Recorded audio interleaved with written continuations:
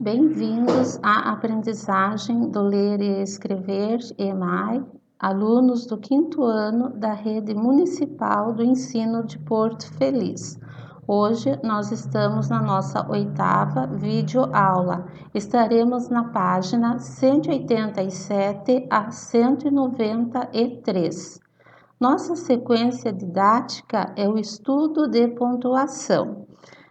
Como vocês já estão estudando a pontuação desde o 1º ano, vocês conhecem alguns sinais de pontuação, como as aspas, para que ela serve, né? Indicam que retiramos a fala de alguém do texto. O ponto final serve para indicar o final de uma frase. O travessão indica que alguém vai falar. Temos o ponto de exclamação, que indica uma admiração, uma alegria, um espanto. Existe o ponto de interrogação, quando nós iremos fazer uma pergunta. Existem os 2 pontos, que são usados para dar uma explicação, enumerar coisas. Temos as reticências, que são as 3 bolinhas, que são usadas para indicar uma interrupção no pensamento. E temos a vírgula, que serve para indicar uma pequena pausa na leitura. Esses sinais são importantes para nós escrevermos os nossos textos. A etapa 1, que está na página 187, é refletir sobre a pontuação, retomando o conhecimento sobre pontuação. Reescrevam a frase apresentada, utilizando a pontuação que julgarem mais adequada. Em duplas, analisem a frase abaixo. Não esqueçam, a pontuação deve garantir a compreensão do texto. Nesse momento, nós não estamos em duplas, mas a frase em destaque é: meu estojo sumiu, não está na gaveta. O que falta aqui é a pontuação, e existem diversas maneiras de você pontuar esta frase. Uma das sugestões que estamos trazendo nesse momento é o uso do travessão. Meu estojo sumiu, ponto final. Não está na gaveta, ponto de exclamação. A outra opção é como fosse uma pergunta. Não se esqueça que esse texto eu tenho que colocar o travessão nessa frase. Meu estojo sumiu? Não, está na gaveta. Outra frase. Meu estojo sumiu? Não, está na gaveta. Então, a pontuação vai refletir a maneira como você vai falar.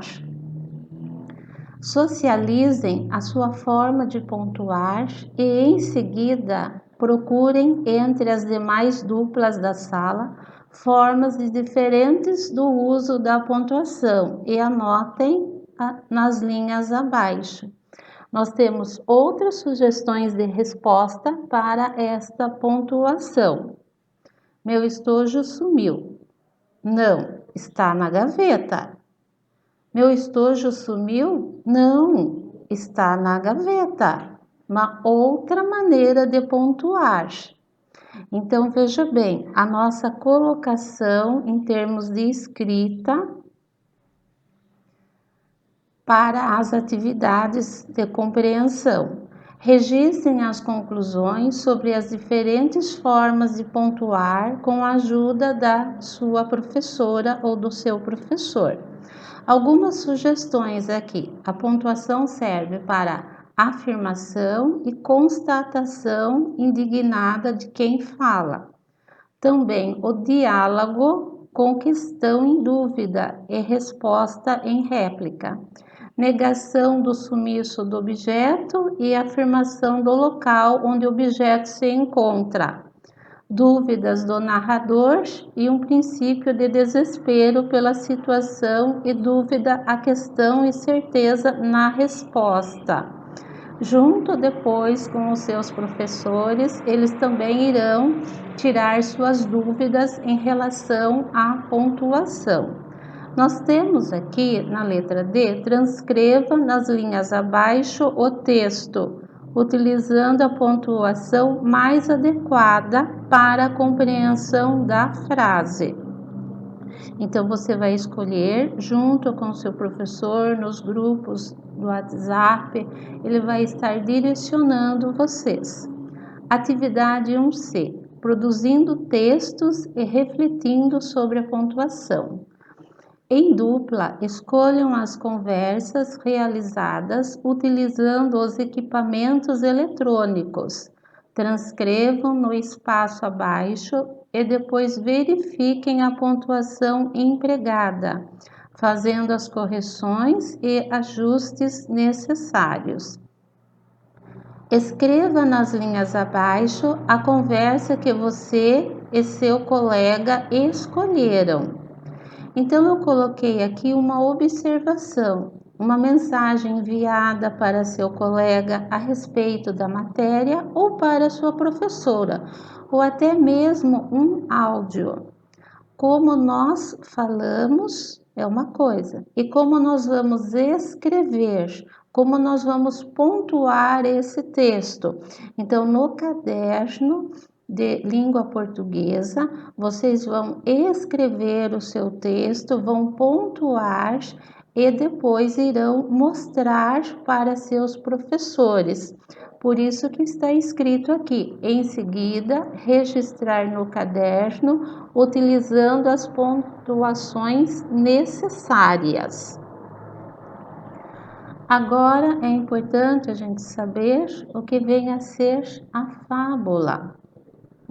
Fábula é um texto literário com uma linguagem simples, contendo 2 ou 3 personagens, principalmente os animais com características humanas. Tem como objetivo ensinar algo ou provar alguma verdade. Lição de moral que é comum, porém não obrigatória. Então, vocês já aprenderam sobre as fábulas no 4º ano. Aqui nós temos esse gênero parábola, que é uma narração alegórica. Este tipo de texto transmite uma lição de ética, através de uma prosa metafórica, ilustrando verdades e sintetizando ensinamentos. Gênero muito comum na Bíblia, as parábolas de Jesus. Diferencia-se da fábula e do apólogo por ser protagonizada por seres humanos. Nós temos essas 2 imagens, que é a parábola dos talentos e a parábola do ensinamento de Jesus.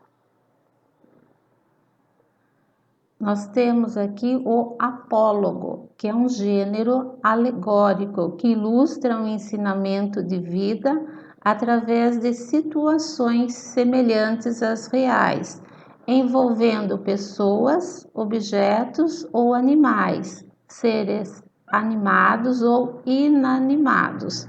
Nós temos aqui essa imagem onde temos uma xícara conversando, E aqui nós temos a diferença da fábula por se concentrar em situações reais, enquanto a fábula dá preferência a situações fantásticas e ela utiliza de animais como personagens. A parábola trata de questões religiosas e lições éticas, enquanto que o apólogo fala de qualquer tipo de lição de vida, mesmo que esta não seja a que é adotada pela maioria como maneira correta de agir. No nosso livro Contextualizando a Pontuação, você lerá o conto intitulado Um Apólogo, do livro Várias Histórias, de Machado de Assis. É possível antecipar do que tratará o texto, considerando o seu título. Então, o título é Um Apólogo. O que será que vem a ser isso? Quais são as sugestões que vocês irão passar para os seus professores? O que vocês pensam através desse título? Nós temos aqui esse apólogo. Era uma vez uma agulha que disse a um novelo de linha: por que você, com esse ar toda cheia de si, toda enrolada, para fingir que vale alguma coisa neste mundo? Deixe-me, senhora, que a deixe por quê? Porque lhe digo que está com um ar insuportável. Repito que sim, e falarei sempre que me der na cabeça.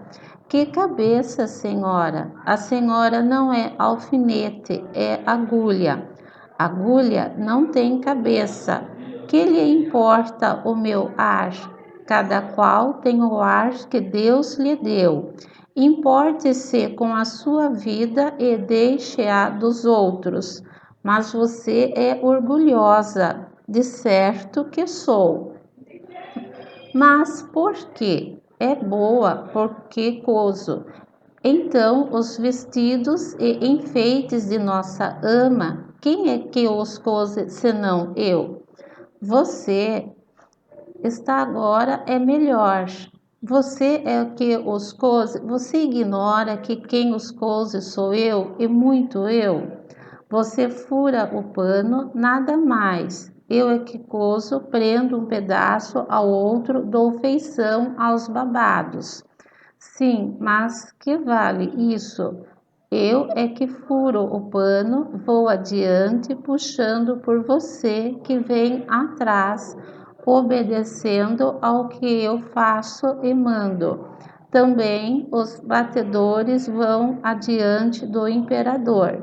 Você é imperador? Não digo isso, mas a verdade é que você faz um papel subalterno, indo adiante, vai só mostrando o caminho, vai fazendo o trabalho obscuro e ínfimo. Eu é que prendo, ligo e ajunto. Estavam nisto quando a costureira chegou à casa da baronesa. Não sei se disse que isto se passava em casa de uma baronesa, que tinha a modista ao pé de si, para não andar atrás dela. Chegou à costureira, pegou do pano, pegou da agulha, pegou da linha, enfiou a linha na agulha e entrou a coser. Uma e outra iam andando orgulhosas pelo pano adiante, que era a melhor das sedas entre os dedos da costureira, ágeis como os galgos de Diana, para dar a isto uma cor poética. E dizia a agulha: então, senhora Linha, ainda teima no que dizia há pouco? Não repara que esta distinta costureira só se importa comigo? Eu é que vou aqui entre os dedos dela, unidinha a elas, furando abaixo e acima. A linha não respondia nada. Ia andando, buraco aberto pela agulha, era logo enchido por ela, silenciosa e ativa, como quem sabe o que faz. E não está para ouvir palavras loucas. A agulha, vendo que ela não lhe dava a resposta, calou-se também e foi andando. E era tudo silêncio na saleta de costura. Não se ouvia mais que o plic, plic, plic, plic da agulha no pano. Caindo o sol, a costureira dobrou a costura para o dia seguinte. Continuou ainda nesse e no outro, até que no quarto acabou a obra e ficou esperando o baile. Veio a noite do baile, a baronesa vestiu-se. A costureira que a ajudou a vestir-se levava a agulha espetada no corpinho para dar algum ponto necessário. E quando compunha o vestido da bela dama e puxava a um lado ou outro, arregaçava daqui ou dali, alisando, abotando, aconchetando a linha para mofar da agulha.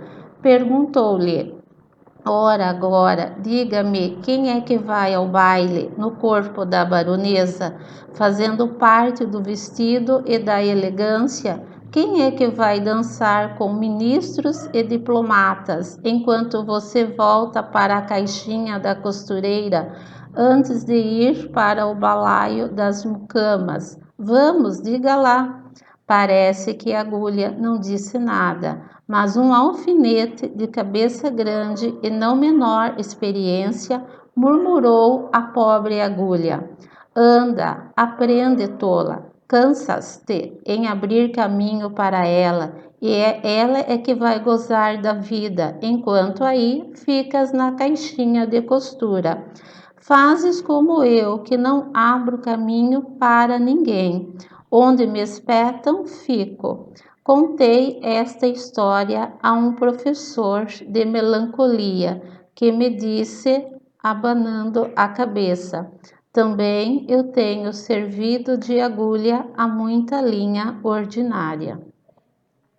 Trouxe para vocês um pouquinho aqui do vocabulário, né? Algumas palavras nesse texto, no apólogo, que é necessário sabermos.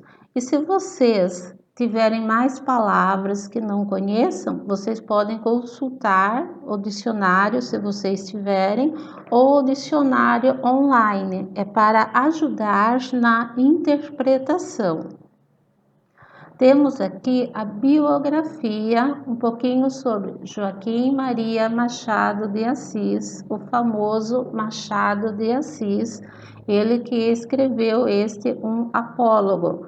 Temos aqui quando ele nasceu, quando ele faleceu, o que ele fez, e esse texto também da biografia dele, ele testemunhou a abolição da escravatura. Então, nós sempre, quando estudamos o Machado de Assis, nós estudamos junto com a história, com o momento, com a situação da época, esses escritos. Nós temos no texto, responda as questões abaixo do seu livro, temos lá a letrinha A. O texto apresentado foi escrito por Machado de Assis. Você conhece esse autor? Já leu algum livro dele? Saberia dizer qual é o gênero do texto? Se encontra na página 191. Essa é uma resposta pessoal. Você com o seu professor. Eu trouxe algo sobre Machado de Assis, uma pequena biografia dele. O gênero é o apólogo, né? Só que o que acontece? Eu não sei se já foi trabalhado, então vocês têm que entrar em contato com os seus professores. Depois nós temos ali, converse com o seu professor e seus colegas sobre cada uma das questões apresentadas. E aí nós temos algumas conclusões da turma. Aí o que acontece? Eu coloquei uma sugestão por já ter trabalhado com esse texto. A agulha inicia a narrativa provocando a linha e causando uma discussão que gira em torno da superioridade de cada uma. A agulha tenta se colocar acima da linha, sempre de maneira irônica e provocadora. Mas no decorrer da discussão, a linha também mostra seus predicados e começa a zombar da agulha. Nós temos aqui na letra C, você deve ter conversado com sua professora e colegas que o texto às vezes toma um fato do cotidiano para poder fazer uma crítica ou propor uma reflexão sobre valores sociais vivenciados em uma época histórica. Pensando nisso, busque no texto e escreva nas linhas abaixo trechos que apresentam a vaidade dos personagens. Então, nós sabemos que nesse momento que estamos vivendo, né, a nossa situação, vocês precisam entrar em contato com os seus professores pelo WhatsApp. Nós colocamos aqui uma sugestão de resposta sobre a vaidade dos personagens. Então, os vestidos e enfeites de nossa ama, quem é que os cose senão eu? Você está agora é melhor. Você ignora que quem os cose sou eu e muito eu? Você fura o pano, nada mais, e eu é que coso. Então, quando você for copiar algo do texto, você precisa colocar entre aspas, porque aqui está pedindo copie trechos que apresentam a vaidade dos personagens. A letrinha D. Diante da afirmação, também eu tenho servido de agulha a muita linha ordinária. O que é possível entender e qual é a intenção do autor?